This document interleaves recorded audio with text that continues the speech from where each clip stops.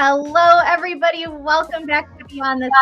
It is Friday, and we are so happy to be back. Thank you for joining us. We have had some fantastic episodes to kick off season 3, and today is no different. Throughout this conversation, we want to encourage you to like, subscribe, share this conversation. And we are live, so drop your comments and questions for Christina in the chat, and we look forward to answering those for you. Melissa, let's tell them a little bit about Christina. Christina is with us for the second time with Beyond Steps. Christina is a transgender queer artist, licensed medical professional, and dance instructor of over 25 years. Christina had a 12-year professional classical ballet career as a socialized male ballet dancer. Along with teaching classical ballet, she's an accomplished choreographer of modern, contemporary, and classical dance, and has been a character artist for 23 years. Most recently, in the integration of her medical practice healing roots acupuncture with her lifelong love of dance, teaching, and movement. This unique marriage has brought dance to a population that has rarely had an accepting space. In the past year, Queer Dance Project won the Queer to Stay Award, handed out by Human Rights Campaign and Showtime. In this new decolonized dance studio, Christina has started to offer the LGBTQIA+ community classical arts training, along with a variety of other dance movements.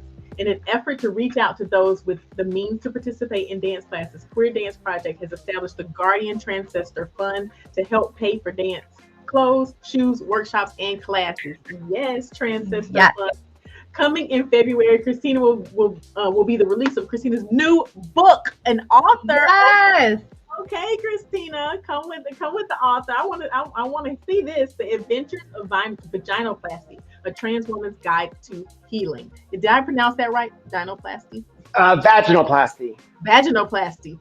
Vaginoplasty. I'm from the South. I had that. You say tomato, I say tomato. It can also be referred, like some people say sex change, but that's a negative connotation. It's better like gender confirmation surgery is better to talk about it that way.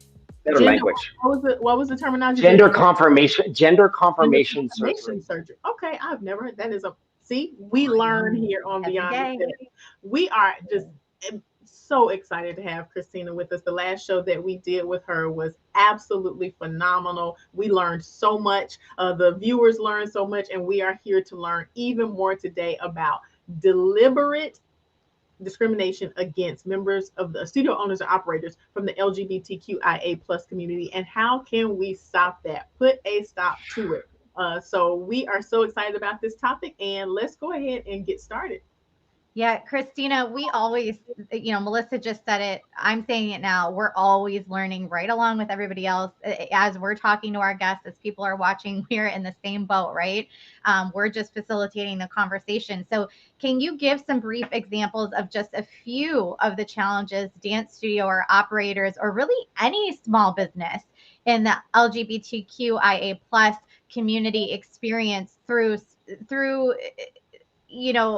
the course of doing business specifically? Because I think giving this perspective is really important to people who have never been affected or have never been touched by it. I think you respond very differently to things when it's affected your own life and touched your own life. It's unfortunate, but that's the way it is, right? So talk about some of those challenges for people that don't understand.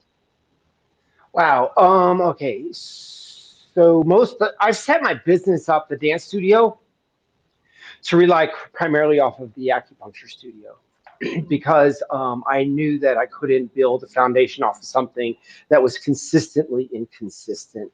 And that is not being demeaning or any sort of connotation towards the LGBTQ community, but oftentimes we have to find a safe place, and then we have to feel like we're safe there as well. Over and over, and then feel welcomed and feel that we're not going to be hurt, or there's going to be someone saying bad things behind our back. So I've built it so that the dance studio kind of really is sustained by my acupuncture practice, because that really it'd be frivolous of me to throw in and say, I'm going to do this queer dance project and I'm going to make it work. It's harder than it thinks. You think. The discrimination I actually face is Oh, I've been doing small business for 25 years. So if you include my dance career, it'd be like 35 or 40 because of auditions and hard work and all of that. But when I transitioned, there's not a lot of belief that who I am is it's not equally valued. And so when I started doing my business, I started to see this. I would join Chamber of Commerce and I wouldn't get any references. I wouldn't find any network. And now what I've done is my business model is built off of targeting LGBT organizations, sports organizations.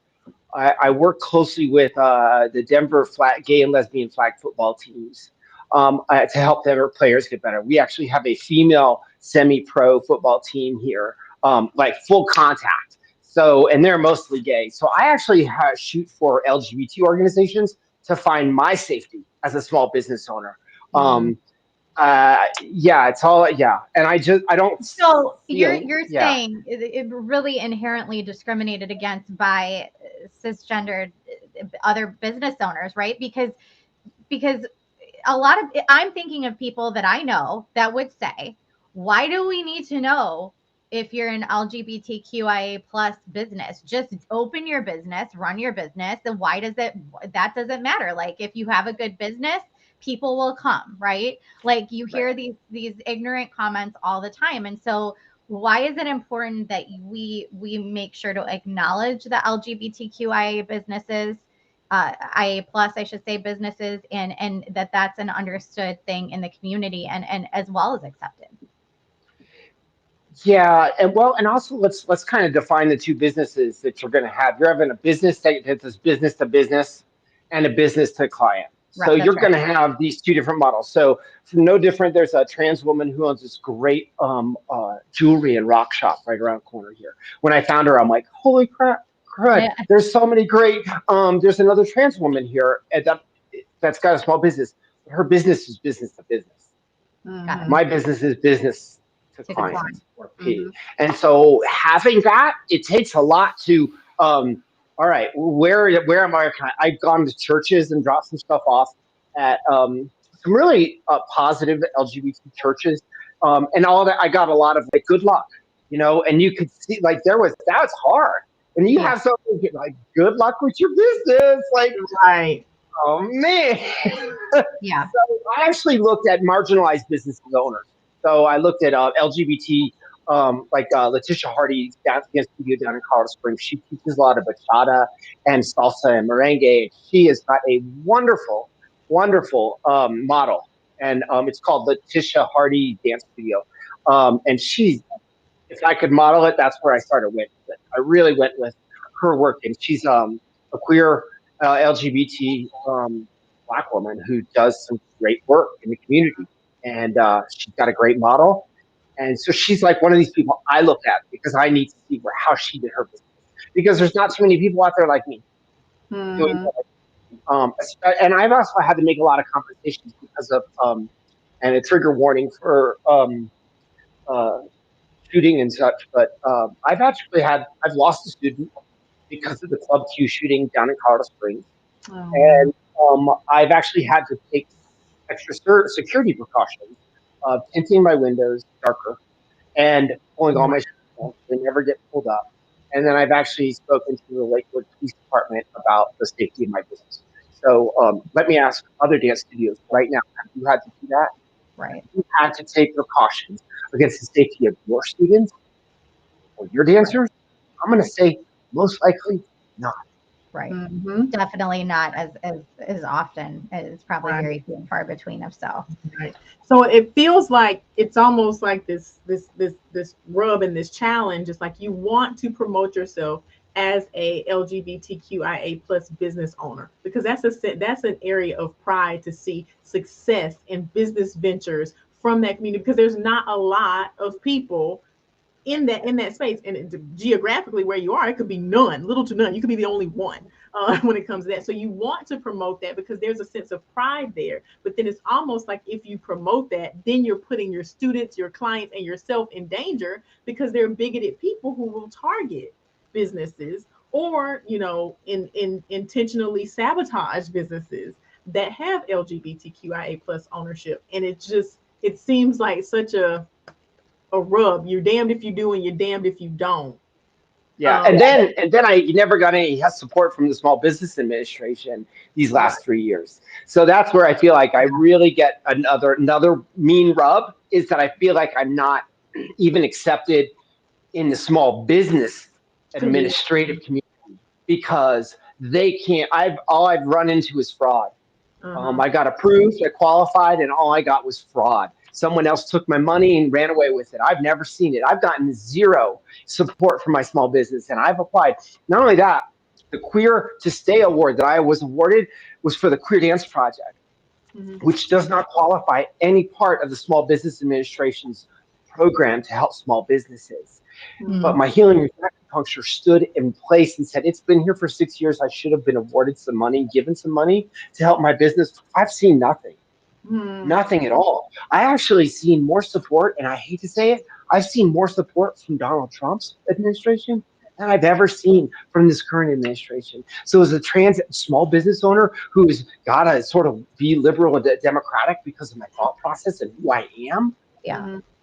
It's a push it's pull. even worse. It's really bad. It's like Right. my mornings are worse. I have to put a smile on my face because I want to do this, and that's more important than the shame our government and small business owners have put on me. Mm. Interesting. Yeah, and very, very interesting.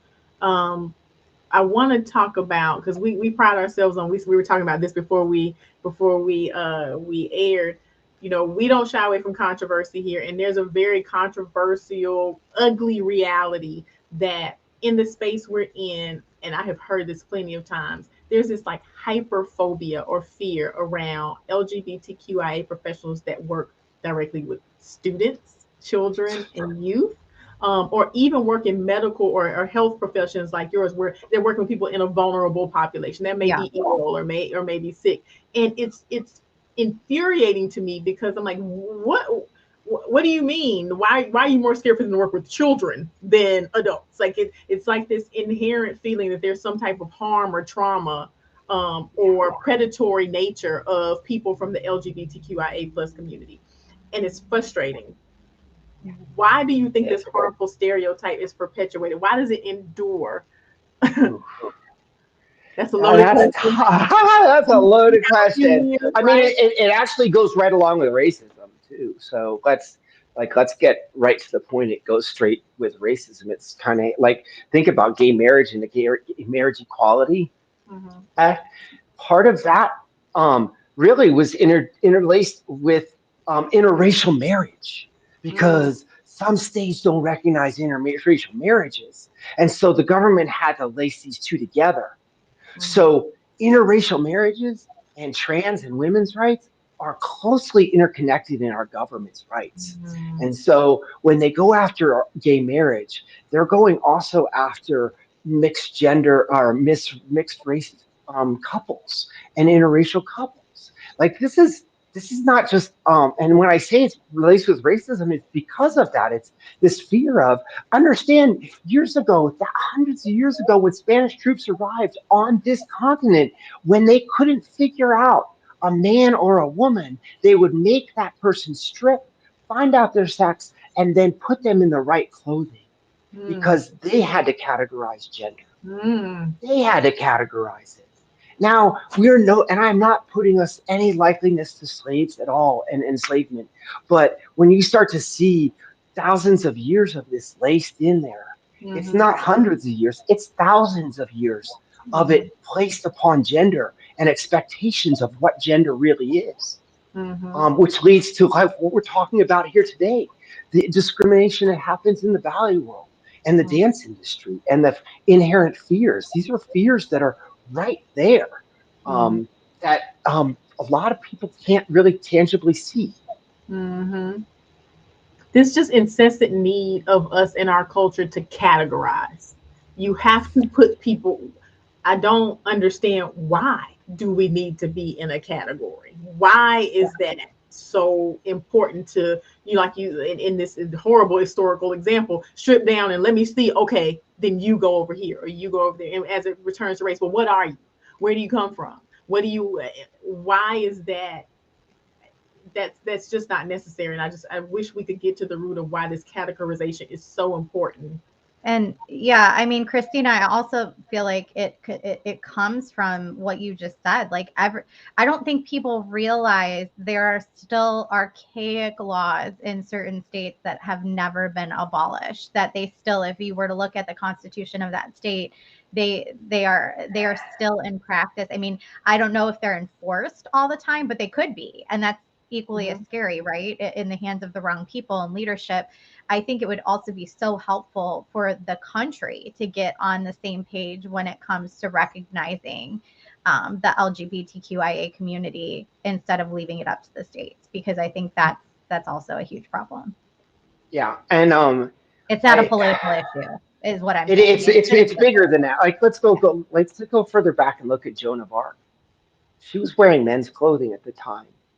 And the culture, the patriarchal culture, the colonial patriarchal culture was saying, you can't do that. We don't like that.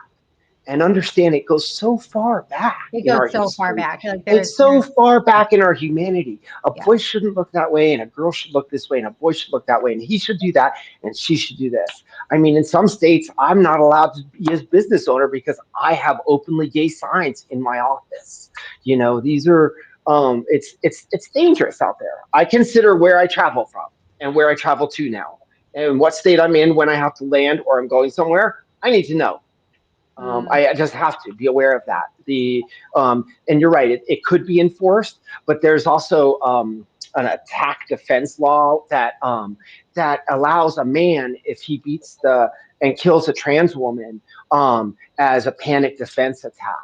And it's in a lot of state laws still. It's called panic defense. And you can panic and defend yourself because you found yourself with somebody who didn't say who they were, and you can beat the crap out of them and you can get away with it. So a lot of states still have that. And there was also an unwritten law in New York City called the Walking While Trans. And if you look, trans is no different than a person of color back in 50s, 60s, 70s, 80s. Like, if you were black and on the wrong side of the street, the wrong part of the neighborhood, you got picked up. If they've got walking trans laws, if you look something and they don't like the way you look, they can arrest you. So and the panic defense laws are in all of the states. Like, it allows men to beat the crud out of somebody, or whatever, female to beat the crud out of somebody if they feel that they panicked, and in their panic they defended their gender or their ego or their whatever. Yeah. That is unbelievable. Wow. I again, it's like I'm taking it in. I'm silent because I'm just absorbing what you just said. It's bananas to me. Now, a lot of states, I want to say California is one of the most progressive states that has gone out there and gone after stuff like that. I think when they passed a law most recently that protects anybody if you're in California for abortion and gender confirming surgeries or gender confirming HRT, that sort of thing. Yeah, I don't think that this is understood because, again, I think most people aren't affected by these things. And so it's off the radar. And I think when all the political conversations start happening and you're picking sides, like, you know what you're hearing from that one side and not the other side. And so I think it is very interwoven in our political system, and the humanity of it all gets very, very lost, which is sad. Yeah. And then let's take it to the next level. Let's really look at the bigger picture. Like, now take that, put it under a microscope times 1,000,000, and you think about like Misty Copeland and these black dancers and the people of color dancers, and have to make these waves. You know, I was dancing with Latina women back in the 80s at Pacific Northwest Ballet. I was dancing with black women at the day. Like, so she wasn't the first. And we were there before. She was there, other people there before her. She was the one that made it to the top, and she helped so many get there with her achievements and what she had to put up with. I actually had somebody say, gosh, her breasts are a little too big. Really? Wait a second. This woman is a stick. Turn sideways, stick out your tongue, look like a zipper, blow away in a wind. I'm sorry. But there's that right there, all of it. all of that is a discrimination of against a human body. Mm-hmm. And it's an aesthetic discrimination. So now it's artistic liberty. And Mm. Ooh. my aesthetic eye is wait, it's usually boys that were in the lead and up at the head of these offices, the ADs, artistic directors, the boards. These are men running these organizations, and it's I'm ballet is not an art. Ballet is the epitome of discrimination.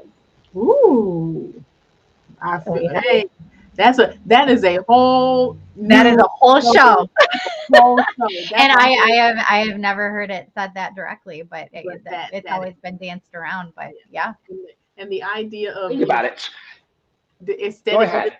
discrimination under the guise of aesthetic liberty is definitely that's a whole show too. If you're just joining us for this show, we are talking to Christina Michaels from the Queer Dance Project about deliberate discrimination against studio owners and operators from the LGBTQIA plus community and how we can combat that and defeat that and what measures we can take to make some progress forward. Please like and share this episode. Please make sure that you are telling other people about this episode because they can watch it afterwards. And also, if you have comments, we want to hear from you. Drop them in the comments section. We would love to hear what you think about this topic.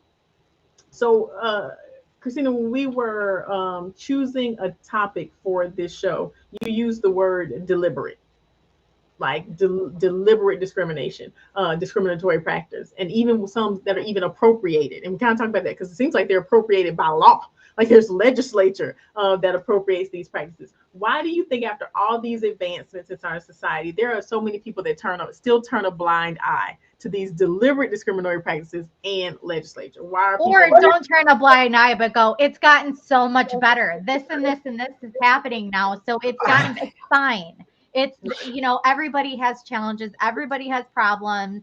Like it's gotten better. Like you hear those two sides of the coin, right? Oh, I wish they would turn to me and give me a job then too, because I would like to teach at a summer school if you need me. No, I was doing an interview for a University of Toronto, or no, uh, there's a university in Toronto, and I was being interviewed by somebody who's asking a lot of like they were not naive, they were just wanting to know more about like the struggles as a queer business owner and a queer dancer, Absolutely. and that intersection I'm at, that I sit in the middle of this intersection, and I put as a myself, Christina, I put myself in that category. To me, I'm like, if you do good work and you're a good business and I'll bring my kid. That to me, I don't even think that way. So for me, I am ignorant because I don't know what you're facing. It doesn't even, my brain does not go there. Mhm. Right. So like, I am absolutely in that pile for sure. yeah, and you asked a question earlier, Bree, about like children and parents and that sort of thing. A lot of that is uneducation. Like Yes. they just are uneducated. Um, like what is it? There's a right wing thing about like gays against groomers sort of thing. Not that I've ever watched it, but a few of my friends have had some problems with them, and it's really kind of gross when you start to see like these are parents that are being misled with misinformation. Like Yeah. the last time I was on your show, you would thought you could get a surgery under 18, and like no, a lot of times we can't do anything until we're over 18. Now you've got states that are going after the 21 law and saying you can't do anything until you're 21. Wow. Like not only have they taken away the law of our bodies, of a woman's body, of an AFAB woman's body, a natal female, assigned female at birth body, but now they're taking away the right of trans women and trans men. But trans men are really unique and beautiful because they hide and you would never know. They Right. blend in so well because of Right. that. So when you get these parents that are worried about their children or anything, it's really their own internalized fears. You know, Mhm. I can say that I, at an early age, I was homophobic. I can actually say that, but only because my bully at the age of 12 was a drag queen. Mm. I had my own troubles with the LGBTQ community at an early age. But for me to go past that and say, no, it wasn't them, it was myself. I was questioning that I couldn't be who I wanted to be. Mhm. But this has to happen with every parent.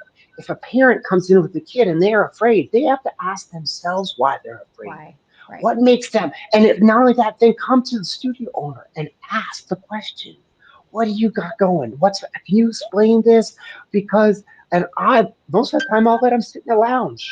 So Yeah. Sorry. someone's phone's going off. So anywho, yeah, it's something that needs to be brought up. Really big point is the conversation around repercussions can studio owners have. There is none. Hmm. There really is none. There I isn't open none a dance. anyway, and then you add there is not much anyway because it's just a different business, right? But then you add the LGBTQIA plus element to it, and it's no, you know. And there's no accountability. There's not. You're not gonna. What are you gonna call a Better Business Bureau and say this dance company, has a gay person in it, or like it's gonna happen. That's why I kind of opened my studio because Got it. and I actually put my resume in a couple other dance studios that needed like part-time teachers. I had crickets, crickets, crickets, Really? cricket. So yeah. Really? Interesting. Yeah, so it's and I can is that discrimination? Did the person have a younger teacher? Did somebody have, who knows? But when you got 25 years experience and a professional career behind it, I was gonna say you It's clearly have the qualifications, like right. you know, to be able to do anywhere and anything. So Right. yeah. So, how much of a role do you think demographics play in this? I know, I'm not sure, in your area where you live, demographics as far as do younger people seem more affirming? Is it white people who seem more affirming? Do you find that people of color or BIPOC in the Mm. BIPOC community are more affirming and of LGBTQIA business owners? Do you find any Yeah, differences? yes, yeah, I do.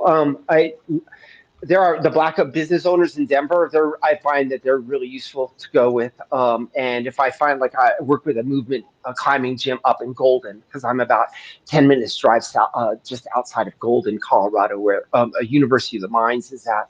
So the climbing gym, I see a lot of climbers that come in here. So, like I said earlier, my target is always towards LGBT organizations. As for my demographics are everything. Mm, I have a wonderful man named Gary that comes in and he just feels better taking a class in a leotard and tights. mm, I have my trans male cup students come in here and are so glad that there's no mirrors on the wall because they don't have to wear a binder. And binders are really hard on the ribs and breathing and movement. So I was actually in a conversation yesterday with an organization that provides movement friendly binders for trans males. And I'll probably be starting and selling some of them here as a retail center for them because it's just not there out there for us. So And so to be clear and to get in front of any comments that might be coming our way here is just you're not discriminating and saying people can't come into my studio. You're just adjusting you're adjusting your business model because of the challenges you face that Mhm. you have to make it work to keep your Yeah, I business do. I going. do. And this I is do. what And I works. have allies. I have allies. I have older dancers. I have a dancer that's old as 70, younger dancers that are as low as 20. I have queer people of color that come in here. I have some hardcore lesbians that come in here and they're like, oh, I want to do male dancing. And I'm like, you got it. I can do that for you. And then I want some that want more soft stuff. So yeah. I also offer different classes so that we can get a variety of different techniques out there. Um, Mhm. Most of my population is expansive from is 18, and I've also taught youth programs as well at LGBT centers, and they go well too. A lot of kids don't know they can move or they're allowed to move and not be made fun of. Think about it, like you're restricted as an LGBT youth to move and dance. Not only that, you're not welcome in spaces. And now, when you go to a place that has places that says you can dance, and there's a trans woman doing it, helping you do that, that's life. That's changing. That's altering your whole life. It's no different than a person of color seeing Michelle Obama kicking butt. Yeah. That's what I'm talking about. Having that role model. Who is your role model, Bree? Who is your Yeah. role model, Melissa? Like, who is our role model? Most of these kids don't have it. Right. And so, offering that to the bigger spectrum, I get a lot of kids in there. I get a lot of allies. There's a lot of allies that come in here and want to support me and what I'm doing too. Well, So, that is wonderful to um, hear that you do have that side of it as well. That is always encouraging. What are what are some ways that we can make sure we're identifying and supporting LGBTQIA plus businesses in our community? Because you're a business owner from the LGBTQIA community. Both Apala and Turning Point Dance Creations are women owned, and TPDC is also Black owned. And we're all operating in a white, cisgender, heteronormative, male dominated space, right? So, world, really. While sexist. we're Sexist and all, misogynistic world. You yes, have to add those two words because it's misogynist. These are yes, men that are yes, literally dictating how you to do business. yes. Mhm. And while we're all extremely proud to be successful business owners in spite of the odds, right? We've found from our customers, we've actually pulled people because we're extremely proud to be an all female owned business. We've consciously done it that way up to this point, right? So, um, what we found though in pulling our customers is that it's not in the list of things that are most important when they choose to spend their money. It's other things, right? Like I can tell you being made in the USA is up there. It's in the top 3 priorities over being a woman owned business. So how do we get people to understand the importance, like before I ask this question, like we even had somebody reach out from Shark Tank, like after we sold out and went into the back order situation, our customer service, as you can imagine, blew up, and we were just in a haze of customer service. And so many people reached out with words of kindness and support, but there were also some really angry people. And not only did this woman choose to email and let me know because my name and face are, at the head of the company with Casey, but she chose to reach out and let me know that she thinks we are so stupid for acknowledging on Shark Tank that we were a female owned business, and who cares? Nobody gives a crap, and some other expletives that she chose to insert. But called our voicemail line and left a really nasty email just to let me know that she wanted me to know that we were ridiculous and stupid for nobody cares. Right, And went on a rant for like 5 minutes about it. And I was so taken back that somebody would take the time, not even to like I would never email Nike and be like, this is what I think of you, Nike. Like, who does this, first of all, right? But like just let it go and move on. But she was so triggered by our episode that it was unbelievable. I've never experienced anything like that. So how do we get people to understand the importance of supporting business owners from underrepresented communities or demographics? Because it is a source of pride, and representation does matter, like you said. So how do we get people to go, it's okay to be proud of that, it's okay to right. support that? Um, so I heard this narrative, this idea, a couple of years back, right before the pandemic. This is when that other guy was president, and so there's imagine 3 circles, and Yeah, you are in the middle. So you're in the center of this bullseye. So you two small women business owners are in the middle of this business, and then you have this outer ring, this next ring, and that next ring are all the people that want to help you, and they want to help you do better, and they want to do whatever they can to get your word out. The next ring out are those other people. That person that wrote you that email, that made the phone calls. You can't talk to them. You can't. You no, cannot convince them. Period. Step away. What you Mm. do is you need somebody that's in that middle zone and be like, you know what? I need you to talk to my friend Christina. yeah. And all of a sudden you have somebody that's can be both and not have to be you. Yeah. And you're not the center of their bullseye and their bull s stuff, but Yeah. and really I look at that. I have to say there's a lot of internalized fear going on there. Yeah. And I have to walk away from that, and it's Yeah. not worth my energy because I want to go for the people that are in that middle ring and the people that are in the center ring that want to help me.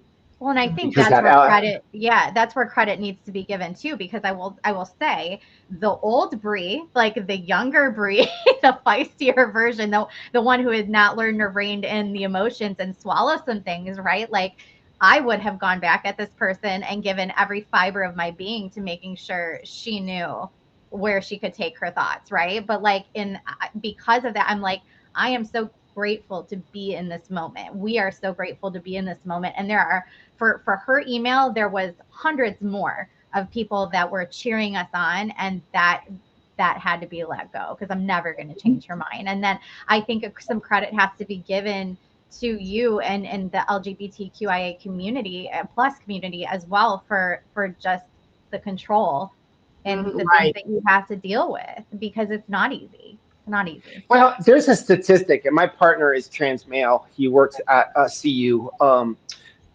Boulder's Pride office. He heads it up as their director. He has a PhD in anthropology, and he was making a point that like visibility can be invisibility, and invisibility can be like suicidal. So like too much visibility by a trans woman, by other trans women, can be interpreted poorly. Ah, okay. Too much visibility on the trans male community can actually send them further deeper into their recluse and so there's this definite fine edge line that we're walking in culture, and it it's like every moment you're taking a step, you're realizing that not only am I representing myself, but in representing myself, I will probably have someone from my side trying to punch me and down me. Most of my personal business attacks have come from other trans people. Yeah. And Wow. that's when I have to be I would like, have never wait a guessed that. second, That's like too much visibility hurts. okay. And Wow. and so I tend to recognize like, wait a second, this is not me. But it's that there was an old Chrissy who did that as a person. I was offering a free Totally. acupuncture clinic to trans women on Trans Day of Remembrance in November, and someone attacked me on social media. And I had licensed therapists come and help to my aid and help me on this. No one on the social media platform helped me out or defended me or did anything except for my peers, my professional peers. Yeah. And then I said, you know what? I find out where they work, wrote him a bad email to work, and now it happened again. It happened again. I had an artist do some work for me, and then I got really sick in the fall or in the springtime. Yeah, like this last fall, and then I got this nasty email from this person, and I was like, you know what I mean? I've been in the hospital, and they just wanted their money. No, and I'm like, all right, fine. I got to write an invoice. I'll send it out to you. Like, you can't argue. You can't have a talk with those people.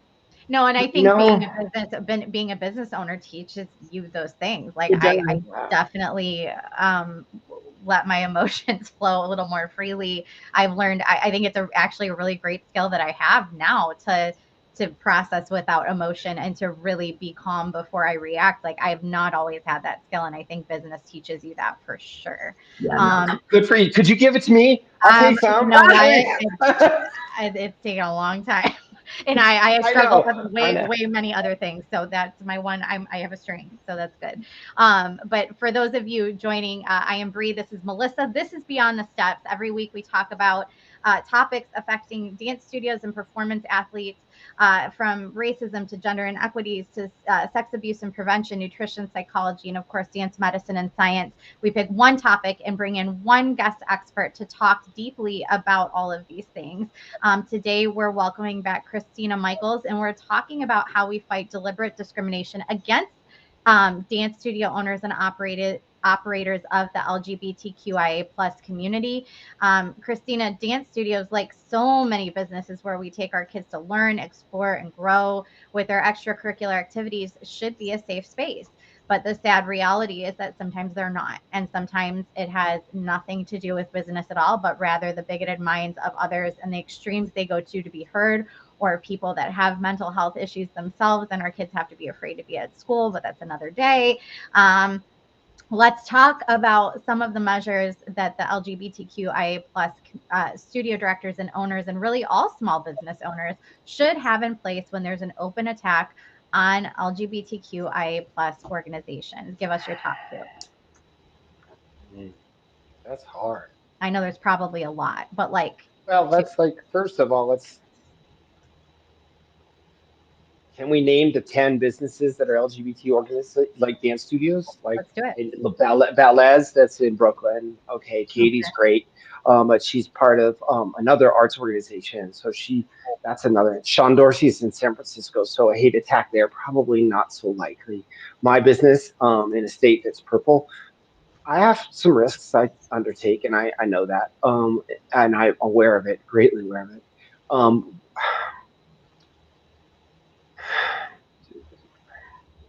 it's I mean, do you build a relationship with the police department in your area? Do you go yeah. to your local media and make sure it's on the news so that people are aware of it? No, Do you no. who As do a you trans call? woman, I don't want to go to the news. Okay. As a trans woman and a small business Okay. owner, as a trans woman, I don't want any media on my company Interesting. Got it. at Mhm. all. I don't want it. And if it is, I want it to be in an LGBT newsletter or in an Got it. LGBT organization. But I do not need a news site taking pictures and being like, here's Queer Dance Project. No, it should be Heals Here. Here is Healing Roots Acupuncture that has a dance studio for it. But if I Right. get media, I'm more afraid of media than anything. Like Wow. Interesting. I don't advertise on Facebook and I don't advertise on Google. None of those platforms can guarantee Yeah. me the contact I need with my organization. So Wow. Okay. I I have to refrain from any of that because I actually did it at Facebook ad launch about a year and a half ago, and I had people writing nasty, nasty, nasty stuff from Okay, that was my Pennsylvania. question. Is it because of the engagement then that invites when Yeah. you get the publicity? Because I see, again, ignorance is bliss, right? Like I would think, okay, if nobody's going to help me, then I'm going to get it out and put it out and make this a story for people to be aware that this is happening. But you're saying no, it's the total opposite of that because it invites further Further confrontation. in confrontation. Yeah.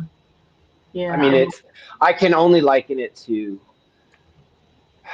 okay, so one of the first businesses that started black-owned businesses that were in Chicago and New York City after slavery was the slaves were freed were catering companies. Like one of the first organizations, these were Mm, catering companies, and black families would come in and cater your meals into Mhm. these white homes, and that's how a lot of some of these businesses got started. Young, small black businesses, and these small, young black businesses were under a great deal of racism at the time too. So I kind of have to place myself in their shoes Mhm. and what I cannot be a black person. I Mhm. can't, you're right. but I can learn From right from struggles. what Yeah. yeah and because if I can't I have to learn from that and thankfully knock on the dance floor wood I'm there here on I haven't had too much, but I Mhm. don't want publicity. If I want publicity, I want it for people to seek me out because I'm a niche. I'm not like a billboard. I You am Mhm. a want billboard. publicity for the good work that you do, not Yeah. because of Right. Because you're part of the LGBTQIA plus community. right. And I know you mentioned a couple of things earlier, Christina, about tinting the windows and working with. So those are precautions that you think could be helpful to people who are in the LGBTQIA community Yeah, as well. I actually have sent out a warning. I said everybody must register for class. You're not allowed in class unless you register for class. That's a Oh, mandatory because I was having walk-ins available. And then I would say the doors open 15 minutes before class, which most dance studios do that anyways. And then the door will be locked the moment that class starts. And it will be remained locked the whole time. And then the window tinting makes it very hard for people to come in and see. I also have great shades that cover all of my windows, so you can only see about ankles down. mm, So I've had to make precautions. Plus, then I also know the business owner I'm leasing from. He has cameras on every corner, mm, and this is a fairly there's a community center that gives a lot of food donations around the corner here. So we Mhm. do have a lot of houseless folks that live here. And so I will often give food to them and bring meals to them and that sort of thing. So like I know the community better, the houseless community here than I might Mhm. know my neighbors. Like Mm. Yeah. the plumber that's across the street or the heating and cooling guy. I don't know. It doesn't look friendly to me. My eye doctor right here next to me, I don't know. He's had given me a couple really rude comments. So you know Mm. what? I don't. I gotta learn. I gotta learn from my history. Mm. That's so I interesting. just yeah. It's yeah. You're in constant evaluation of the people around you and whether they are supportive or they are a threat, and that's a whole layer, And additional that, layer in its yeah, own. and that is such a, like, that's another privilege that you don't Mhm. even realize. I am sitting here, like, obviously I am aware of my privilege, and I acknowledge that, and I learn every day still how I don't acknowledge that, right? But like, that is a way, when I'm having these conversations with others, that's something they've never had to feel like, yes, like, we've all been to an unsafe area, but to have to do that every day in your life, where you live, where you work, when you go to the store, when you go out of town, like, that's just something I'll never understand. Never Yeah, understand that. yeah, that is Beyond general awareness, right. just having general awareness. That I've never had to live in fear like that constantly. So I know, Christina, you mentioned some dance companies and other organizations that are doing good work. Do you have any others that you want to highlight that are LGBTQIA, just positive and supportive organizations out there? Um, I haven't done my research. I've been deep in finishing this book. So, like I said, ballets is Black and Brown Ballet. That's on Instagram. I like to watch them too. And there is, I'm gonna pull up my Instagram. There's a American Native gay male, Sean Shoot. Um, he does American Indian and American Native dancing. He's based out of California right now, but him and his partner. So that just a small little education here. If often within the Native American community, back about 10 or 12 years ago, there was a conference and they started calling them two spirits. Yeah. So that would be right. So they're two spirits and they identify as gay men Mhm. and their partner. And I saw some amazing dancing that they were doing on Instagram. Mhm. Amazing. And I gotta look at their I'm name in a trying to second. find. There's a couple organizations, and I'm trying to get the exact names so I don't mess it And up. I'm gonna look up Sean because him and his partner are they're just really amazing to watch dance, especially with their headdresses and the way they were moving. And I was profound. Um, Letitia Hardy, she is a gangbuster down in the Colorado Springs area. She has amazing studio. Letitia Hardy, Tish. She's great. Amazing. There's a gal here, Evolving Doors Dance. She does modern dance and she does a lot more like contract work as an artist. Mhm. Sean Dorsey does a lot of. He's the trans male guy out of San Francisco. He was originally, I believe, in Vancouver, British Columbia. He does a lot of trans male stuff. Um, oh, Ballet de Barcelona.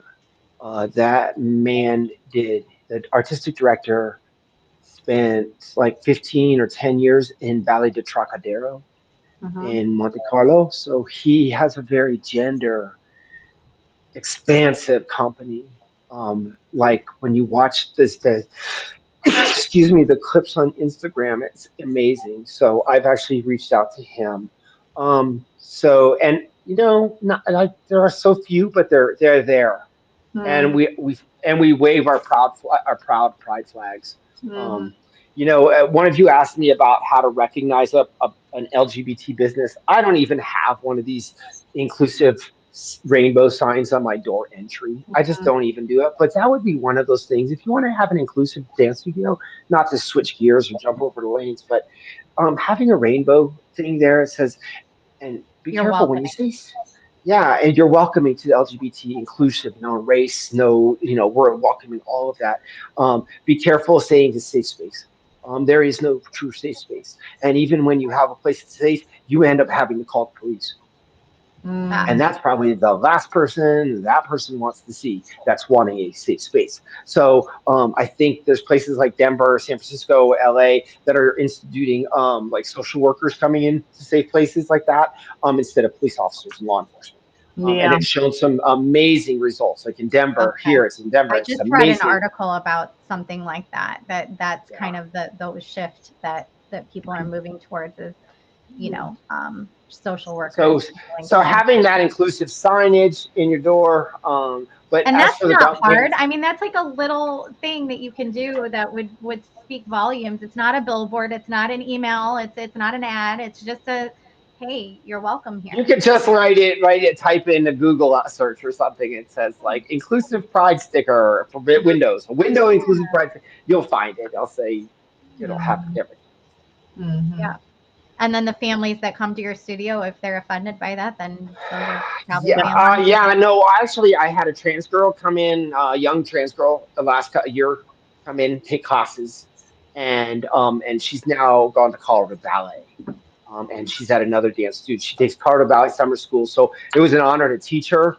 But it's like I'm also don't want to go into places like Colorado Ballet because as much as I'd like them, and I know the artistic director and I know um, the head of the school, it's forcing something. You're forcing gender on people. You're forcing turnout. You're forcing turnout, but you don't even understand the repercussions that has on kids.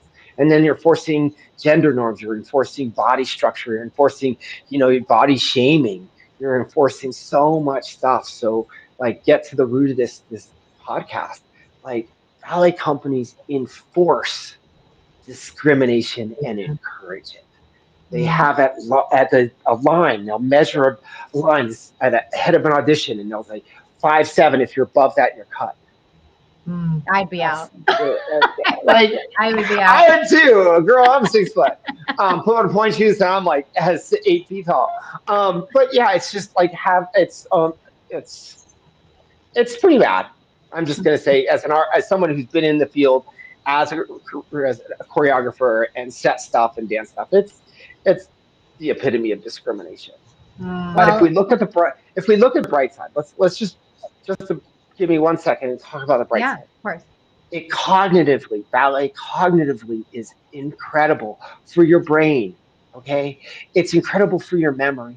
It's incredible for your ear. You are doing things to music while doing something with your arms, while doing something with your feet, while thinking about being graceful. Mhm. This is a marshaled practice. It takes time, and it. I think that if we start to look at the better side of ballet, let's walk away from that discrimination and see what it can do. What can it do? It can strengthen our memory. It gives us confidence. It gives us proprioception. If you don't have a mirror, it makes that dancer find that arm instead of looking in the mirror. There's so many other benefits than the discrimination that we see on stage. And back to one of your earlier questions, and I know we're coming close to an end, but how do we change these ballet companies? It starts with the board. It starts with Mhm. a board of directors that wants accountability for equality. Period. These board directors are. Excuse me, my earphones died. But these board directors are by the board and by their actions and the donations. So if you have, did my mic go off? No, we can hear you. Nope, Okay. you're good. If you have boards that aren't asking for equality and accountability, you're always going to have racism and misogyny and sexism and discrimination in ballet. Yeah. Mhm. Which then trickles down to everything else. Everything, all the way down to a dance studio owner who can discriminate against the dancer's weight because artistic visions and aesthetics don't match what we want. Mhm. Yeah. Yeah. That's a great point.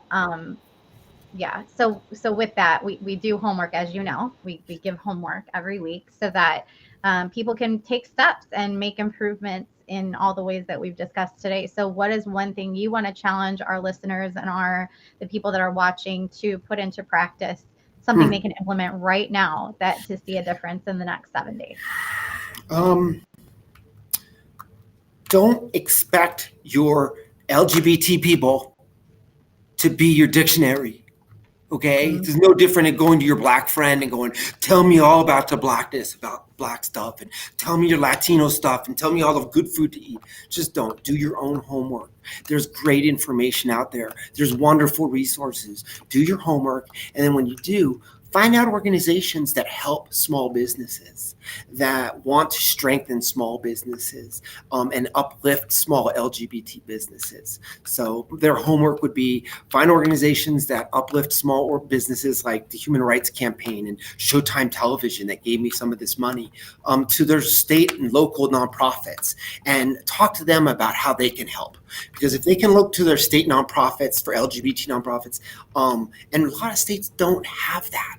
And that's the tricky part. But do your homework and find local nonprofit LGBT organizations and help volunteer and be there for us. And be an ally. And be an ally. Yeah. Be an ally. Yeah, thank you, Christina. We also want to encourage you to take our free Steps Initiative course. It's something that's been going for 3 years now, we still have it available. You can take it absolutely free. It's going to highlight online modules that you can take at your own pace in all the areas we've talked about already: racism, gender inequity, sex abuse and prevention, nutrition, psychology, and dance medicine and science. It's all in there. And each module has been curated by experts in their field. It's not everything you need to know by any means. Christina said there's a lot of research out there to be found, and do that. But this is a great jumping off point and hopefully leads you in the right direction to go further on your own.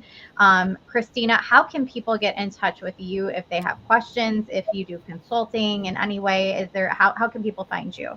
I'm at queerdanceproject@gmail.com. My website is www.queerdanceproject.com. And you can just call me. 720-443-2966. I love that you just give your phone number. I love that. Yeah. Talk to me.